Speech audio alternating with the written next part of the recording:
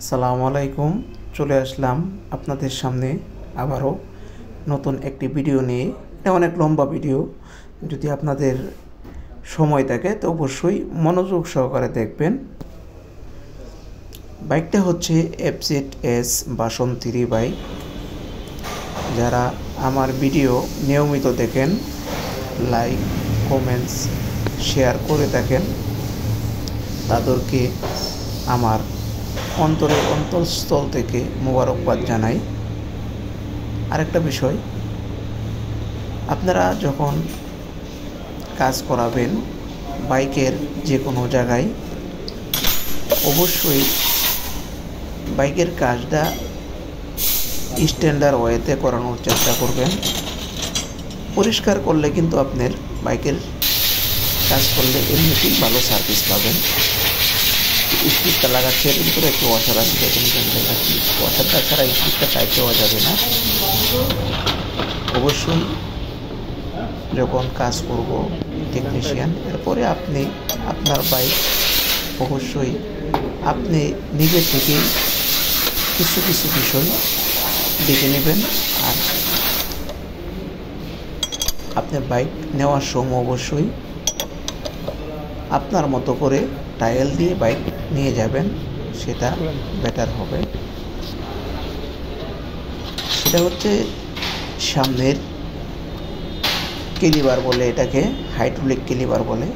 দেখেন ওনার brake pad চলে গেছে, বাট ব্রেক প্যাড অবস্থা খুবই খারাপ, আওয়াজ করতেছিল, অনেক আওয়াজ। আসলে যার বাইক উনি বুঝতে পারে নাই আসলে কি সমস্যা হচ্ছে। দেন ভালোভাবে পরিষ্কার করে যেটার যে বাইকের ক্যালিপারের যে সমস্যাগুলো আমি সবগুলাই ফাইন্ড আউট করে দেন এগুলা রিপ্লেস করে দিয়েছি। এই রাবারগুলো এসিআই এমআতে পাওয়া যায়, অবশ্যই লাগলে আপনারা নিতে পারবেন। হঠাৎ করে নাকি ক্যালিপারটা ভালোভাবে টেনশন করতো না, হাওয়া দিয়ে পরিষ্কার করে তারপরে লাগাবেন। আমি রাবারটা ঢুকাই দিচ্ছি, দেখেন।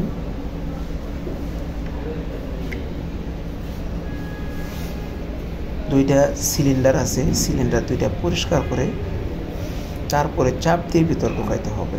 দেখেন আমি দেখাচ্ছি আপনাদেরকে, আমি আগেই বলতেছি, বাট আপনারা দেখার জন্য হাওয়া দিয়ে পরিষ্কার করে তারপরে আমি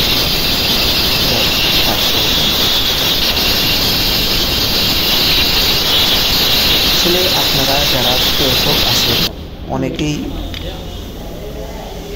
বাইক চালাইতে খুব পছন্দ করেন, আর অনেকেই বাইকের কাজ দেখতেও অনেক পছন্দ করেন। ভিডিওটা দেখলে আপনার কাজ সম্পর্কে একটা আইডিয়া আসবে। আর এই যে আমি হাত দিয়ে লাড়াচাড়া করতেছি, সেটা হচ্ছে ফুয়েল ইনজেক্টর, যে পাইপটা ট্যাঙ্কির থেকে আইসা ফুয়েল ইনজেক্টরে ঢুকতেছে। আমি পাইপটা খুলতেছি আপনাদেরকে দেখানোর জন্য। এই পাইপটা খুলাইলাম, দেখেন নবটা যদি কেউ চাপ দেওয়ার পরে ভেঙে যায় তখন কিন্তু সমস্যা হবে। এটা অবশ্যই যারা স্ট্যান্ডার্ড ওয়েতে কাজ করে এসিআই ইয়ামাহাতে, ওনাদের কাছে এটা 100 পিস খুলাইলে 100 বার খুলাইলেও এটা ভাঙার সম্ভাবনা নাই। আর যদি আপনি নতুন কোনো জায়গায় নিয়ে যান তাহলে এই লোকটা ভেঙে যাওয়ার সম্ভাবনা থাকে। আরেকটা ইনজেক্টরের যে ইলেকট্রিক যে লাইন, সেটাও আমি খুলতেছি। দেখেন এটা খোলার কিছু প্রসেস আছে, দেখেন একটা আঙুল দিয়ে চাপ দিয়ে ভিতরে দিয়ে দিছি। আবার চলে আসলাম ব্যাগে, ব্যাগ অ্যাসেম্বল হয়ে গেছে, বাট এখন আমরা প্রস্তুত করে দিয়ে লাগানোর চেষ্টা করতেছি।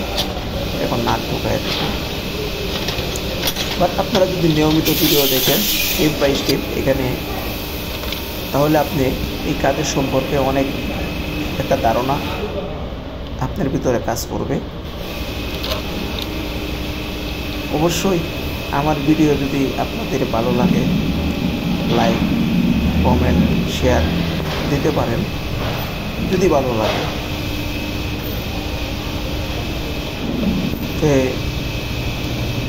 আপনাদের উৎসাহ পাইলে হয়তো আমরা আরও সামনে ভালো ভিডিও আপনাদের সামনে উপহার দিতে পারবো। আরেকটা কথা বলে রাখি, সেটা হচ্ছে এসিআই মোটরস, ইয়ামাহা সার্ভিস যারা করে সবাই কিন্তু প্রশিক্ষণপ্রাপ্ত, ট্রেনিংপ্রাপ্ত। এক একটা টেকনিশিয়ান অনেক বছর ধরে কাজ করে, তারপরেও আমাদের কোম্পানি থেকে ট্রেনিংপ্রাপ্ত টেকনিশিয়ান। আসলে সব কাজ দেখানো সম্ভব হয় না, অনেক সময় সব কাজ দেখানো সম্ভব হয় না। স্পার্ক প্লাগটা খোলানোর পরে দেখেন স্পার্ক প্লাগ চলবে না, বাইক চলছে 18,000 কিলোমিটার। হ্যাঁ, কি করবেন করেন। টেকনিশিয়ানে যেগুলো রিকোয়ারমেন্ট করে অবশ্যই চেঞ্জ করে নেবেন। আসসালামু আলাইকুম।